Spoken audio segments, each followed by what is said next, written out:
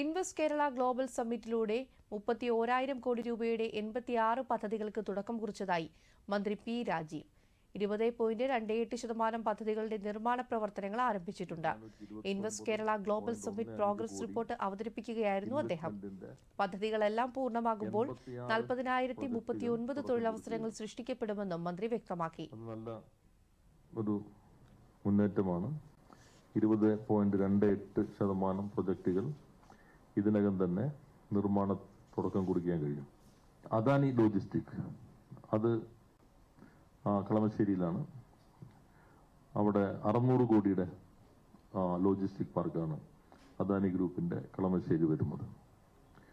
അതുപോലെ തന്നെ വളരെ പ്രധാനപ്പെട്ട കമ്പനിയാണ് കെയ്ൻസ് ടെക്നോളജി. അവർ ഫ്ലെക്സിബിൾ PCB നിർമ്മിക്കുന്നവരാണ്.